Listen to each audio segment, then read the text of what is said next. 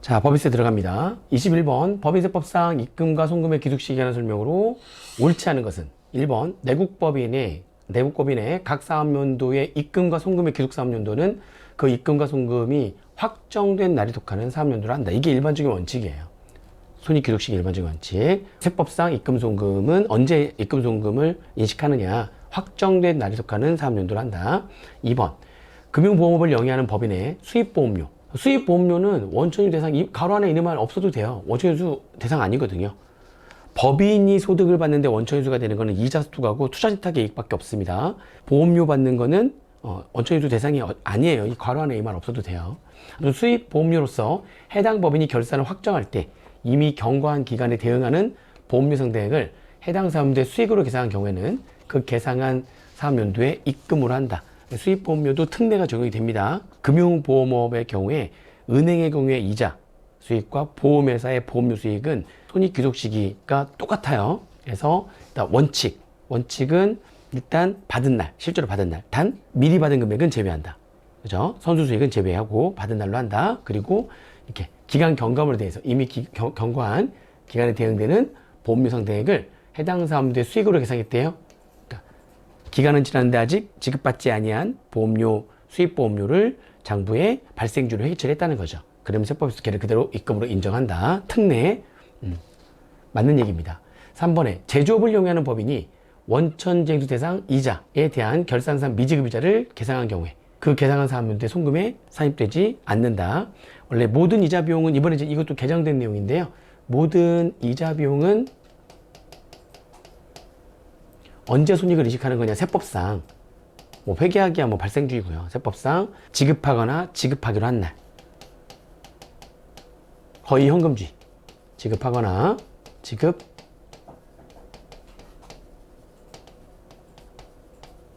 지급하기로 한 날에 이제 이자 비용을 송금을 하는 거죠. 근데 이제 특례가 있는 거죠. 특례 해가지고 작년까지는 모든 이자 비용이 다 특례가 적용됐죠. 기간 경과분에 대한 이자 비용을 기간은 경과했는데 아직 지급하지 아니한 이자 비용이죠. 기간 경과분에 대한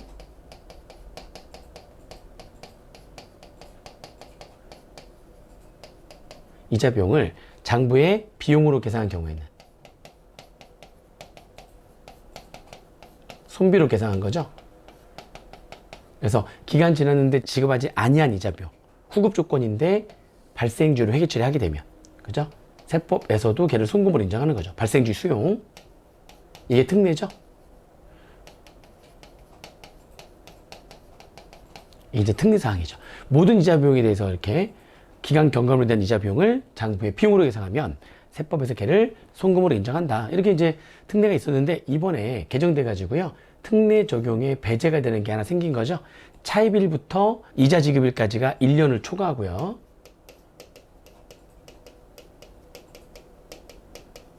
차입일부터 이자 지급일까지가 1년 초과하고요. 그리고 특수관계인한테서 빌린 차입금이라면 특수관계인한테 빌린 차입금이라면 이 두 가지를 모두 충족한 이 상태에서의 이자 비용이라면 기간 경과분에 대한 기간 지났는데 아직 지급하지 아니한 이자 비용을 장부의 비용으로 계상한다 할지라도 세법상 걔를 송금으로 인정하지 않는다. 얘는 특례 적용을 배제한다. 요거를 세법 송금으로 인정 안 하는 거죠.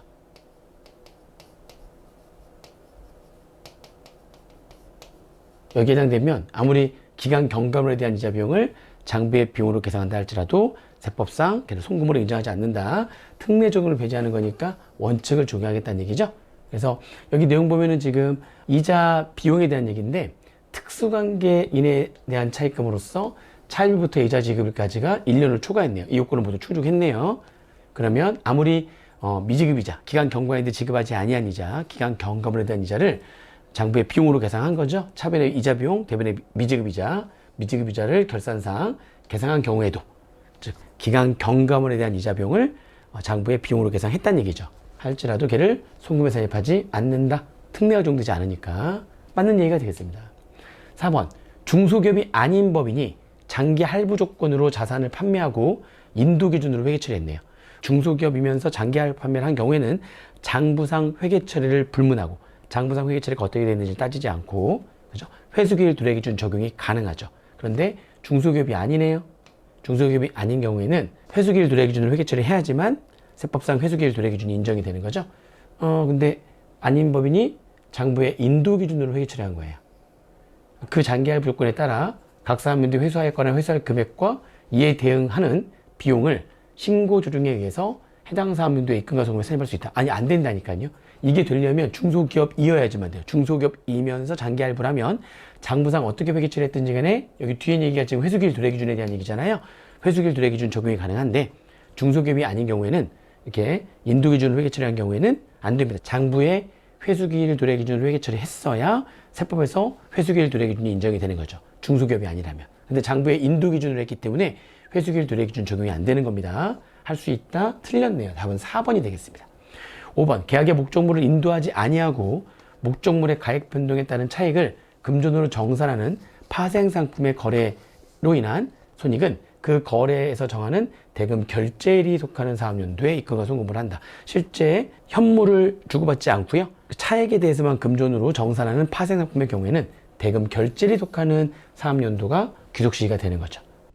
22번 문제입니다. 비상장 영리내국법인인 주기사 A와 주기사 B의 자료를 이용해서 보통주의 소각으로 인한 A의 의제배당, 즉 자본의 감소로 인한 의제배당 금액을 계산하면 얼마냐.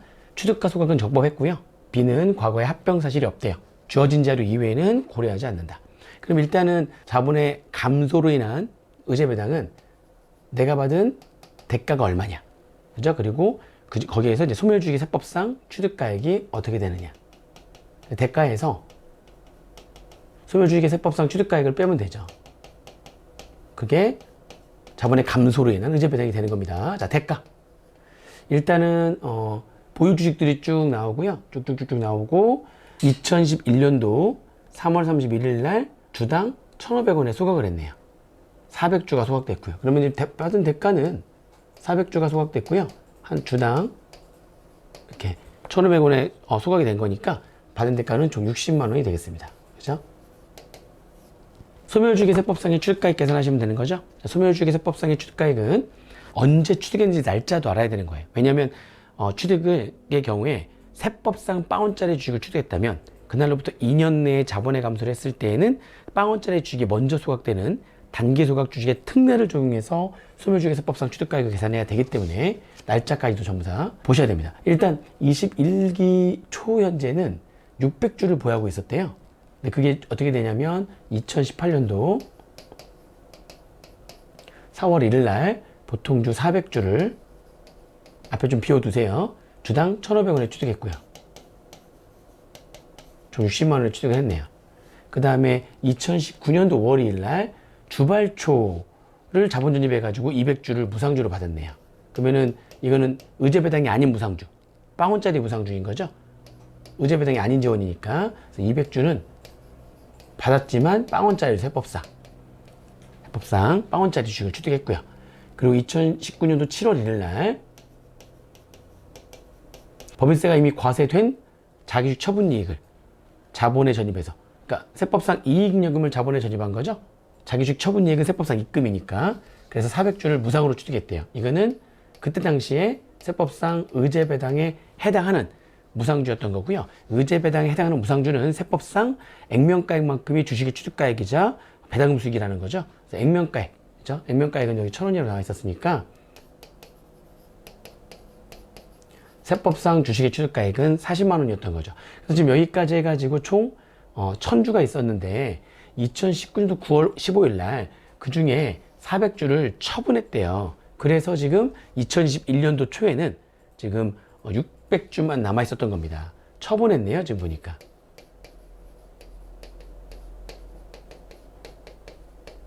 그래서 지금 현재 600주만 있었고, 그 600주 중에서 2021년도 3월 31일 날 그 중에 400주가 소각이 되는 거죠. 이렇게 400주가 소각이 되는 겁니다. 그러면은 그 소각하기 직전에 있었던 그 600주는 이때 2018년도 4월 1일, 2019년도 5월 2일, 2019년도 7월 1일 날 취득한 주식 중에 어떤 주식이 여기 600주를 구성하고 있느냐 이런 얘기죠. 이때 소각을 했는데 소각 전에 처분을 이렇게 했잖아요. 소각 전에 이렇게 처분을 하면은 그러면은 그 전에 있었던 이 1000주 중에 400주를 처분한 거 아닙니까? 그 전에 있었던 1000주 400, 200, 400의 40%만큼 각 주식이 평균적으로 소각되는 걸로 보는 거예요. 그러면은 지금 현재 이 남아있는 600주는요 2018년도 4월 1일 날 이때 취득한 주식은 40%가 처분된 거니까 60%가 남아있는 거죠. 그래서 240주가 남아있는 거고 2019년도 5월 2일 날 것도 그죠? 40% 처분되고 60%가 남아있는 거니까 120주가 남아있는 거고 2019년도 7월 1일 날 취득한 것도 40%는 처분됐고 60%가 남아있는 거니까 240주가 남아있는 거라서 기초의 600주는 이렇게 구성되어 있는 거죠. 2018년도 4월 1일 날 거 240주, 2019년도 5월 2일 날 거 120주, 2019년도 7월 1일 날 거 240주 그렇게 해서 600주가 구성이 된 거죠. 근데 이제 그 600주 중에서 지금 400주가 소각이 됐는데 이렇게 빵원짜리 주식이었잖아요. 얘가 빵원짜리 주식을 취득한 날로부터 2019년도 5월 1일부터 2년 내에 자본의 감소를 한 거기 때문에 단기 소각 주식의 특례가 적용돼서 그 120주는 일단 빵원짜리가 먼저 소각된 거고 나머지 그러면 280주는 얘하고 평균적으로 소각된 거죠. 그렇게 해서 소멸주식의 세법상 취득가액을 구하면 되는 거죠. 자, 120주는 빵원짜리 단기 소각 주식 특례 280주는 이거하고 평균값. 평균값 어렵지 않잖아요. 그죠? 평균값은 어떻게 하면 되는 거예요? 요거하고의 전체 취득가액을 요거하고의 전체 주식수로 나눠주면 되죠. 그죠? 어차피 처분도 평균적으로 처분된 거니까 처분 전에 주식으로 평균값 구하나 처분 후에 주식으로 평균값을 구하나 평균값에는 변화가 없죠. 그러니까 처분 전에 금액으로 평균값 구하시면 돼요. 100만 원을 800주로 나눠주면은 평균값이 주당 1250원이 되는 겁니다. 요거는 100만 원을 800주로 나눠줘서 나눈 거죠.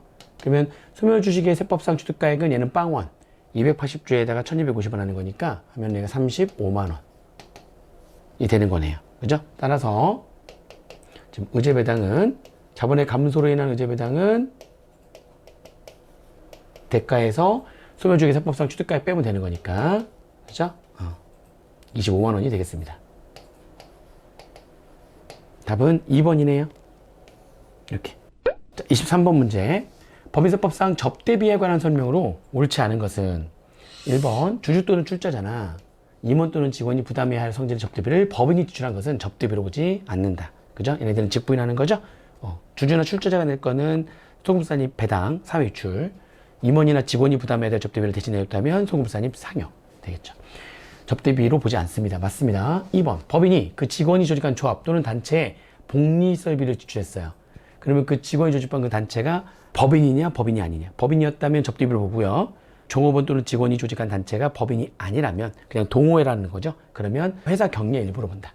법인일 때는 접대비로 보고 법인이 아닐 때는 그 회사 법인의 경례 일부. 그러니까 회사가 회계 처리하면 자산 아니면 비용 처리할 거 아닙니까? 그거 다 인정하겠다는 얘기죠. 3번 법인이 접대비를 금전 외의 자산으로 제공한 경우 현물을 접대했다는 거죠. 해당 자산의 가액은 제공할 때 시가와 장부가액 중에서 큰 금액으로 한다. 원칙은 이제 시가로 하되 시가가 장부가액보다 작으면 장부가액으로 한다. 즉 시가와 장부가액 중에서 큰 금액으로 한다.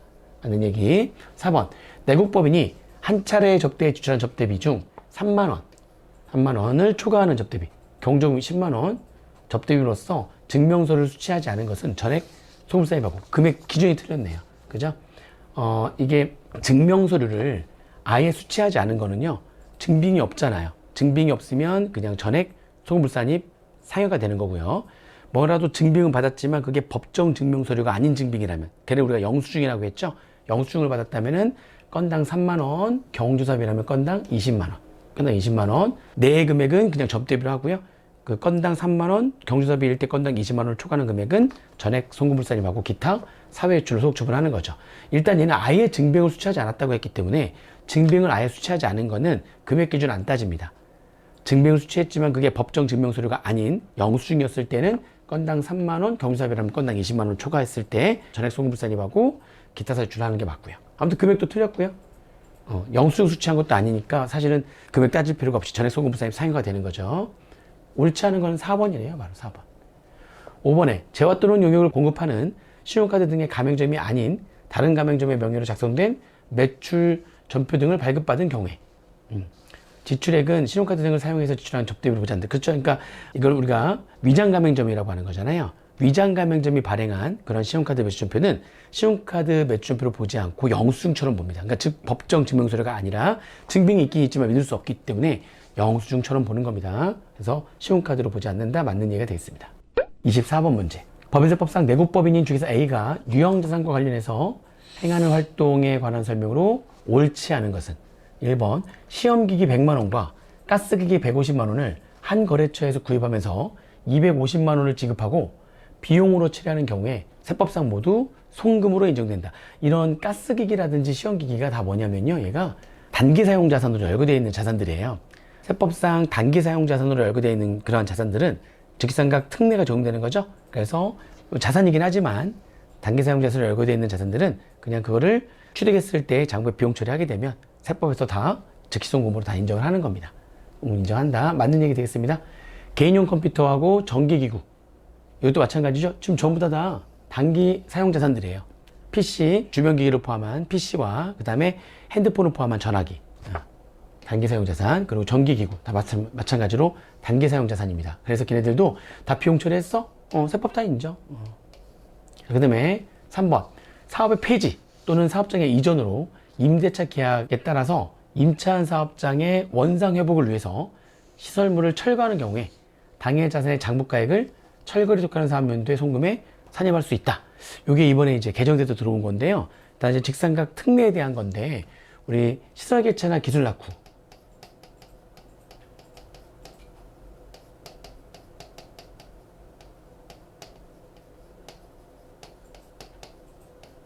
시설 개체나 기술 낙후로 인한 생산설비 폐기 손실 있죠?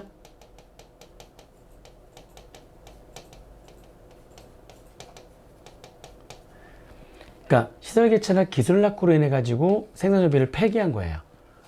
그러니까 이거는 지금 그 기계장치가 노후화가 돼 가지고 폐기하는 게 아니라, 기계장치가 취득한 지 얼마 안 돼. 1년도 채 안 돼요. 완전 거의 새 건데 1년 만에 외부 기술이 개발돼 버려 가지고요. 그래서 내가 가지고 있는 이 생산설비가 굉장히 기술이 낙후가 돼 버린 거죠. 상대적으로. 그러니까 뭐 진부화가 된 게 아니에요. 되게 오래된 게 아닌데 취득한 지 얼마 안 되는데, 그런데도 기술이 낙후될 수 있죠. 그러면 나는 이제 경쟁력을 갖추기 위해서 어쩔 수 없이 얘를 폐기 처분하고 개발된 기술로 만들어진 새로운 생산설비를 설치를 해야 될 거 아닙니까? 그래서 지금 기술 낙후로 인한 이 생산설비를 폐기 처분을 하는데, 문제는 뭐가 안 된다? 사갈 사람이 없죠. 누가 처분이 안 돼요. 폐기는 되는데 처분이 안 돼. 아직 처분이 안 되면 자산을 처분해야지만 자산이 없어지면서 송금이 될 수 있는데 처분이 잘 안 돼요. 그래서 안타깝죠. 기술 낙후로 인해 가지고 생산설비를 폐기하고 새로운 생산설비를 설치하는 것도 속상한데 뭐도 안 된다? 처분이 안 돼서 송금도 안 된다. 그래서 속상하겠다. 그러면 너 이렇게 그냥 처분하지 않고 폐기만 했다 할지라도 그 자산이 예를 들면은 1,000만 원짜리예요. 그러면 그 자산, 그 생산설비 기계 폐기할 때 처분하지 않았더라도 다 떨면서 그냥 장부에 폐기 손실 이렇게 비용 잡으면 아직 회사 내부에 갖고 있는 거지만 세법도 뭘로 인정하겠다? 송금으로 인정하겠다. 즉 세법도 기계장치가 없어지는 거 인정하겠다는 거죠. 송금 인정합니다. 그러나 처분한 건 아니니까 회사가 아직 가지고는 있기 때문에 비만가액으로 1,000원 빼고 인정합니다. 다 인정하는 게 아니라 그 장부가액에서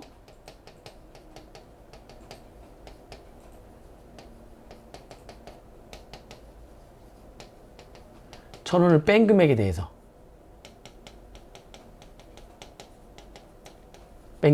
송금을 인정하는 거죠. 그렇게 폐기했을 때 자산 감액하고 비용 처리하면 세법에서는 그 장부가액에서 1,000원을 뺀 금액을 송금으로 하는 거죠. 999만 9천원, 이렇게 송금이 999만 9천원 해가지고 1,000원만큼 송금 산입 유보가 뜨는 거예요. 세무조정이. 이게 원래 있었던 규정이잖아요. 근데 여기에 올해 하나 더 추가된 겁니다. 여기 3번 내용.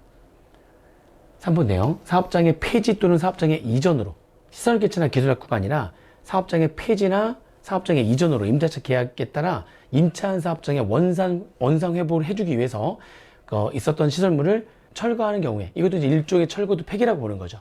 철거하는 경우에 당해 자산의 장부가액을 철거리 독하는 사람이 송금을 하는 것이 아니라 철거하는 경우에 똑같아요. 장부가액에서 똑같이 얼마 뺀 금액을 1,000원을 뺀 금액을 송금으로 할 수 있는 겁니다.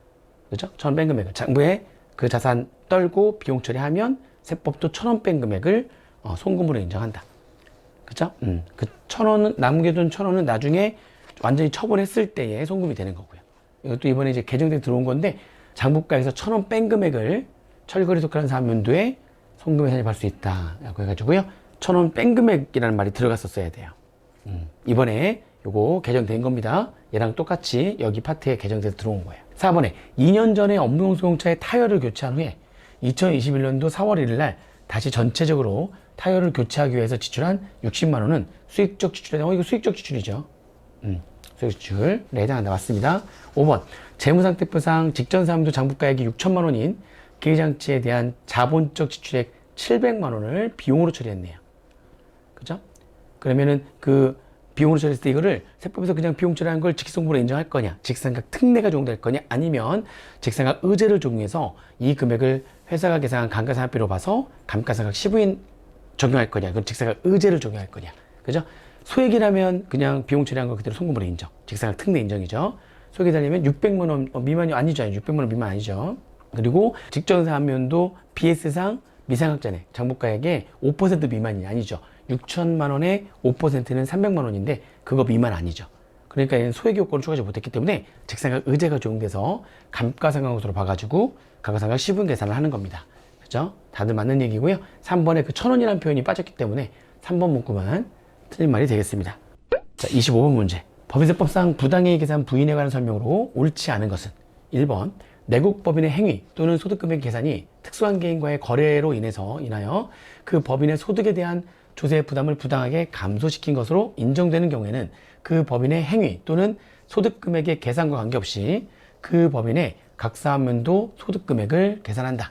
그죠? 특수한 개인하고 거래했죠. 조세 부담가 감소가 있는 것으로 인정되는 거래를 했죠. 부계부의 모든 요건을 충족을 했기 때문에 그 법인의 행위 또는 소득금액 계산과 관계없이 소득금액을 계산을 하는 겁니다. 부계부를 적용한다. 지금 이런 얘기죠. 그러니까.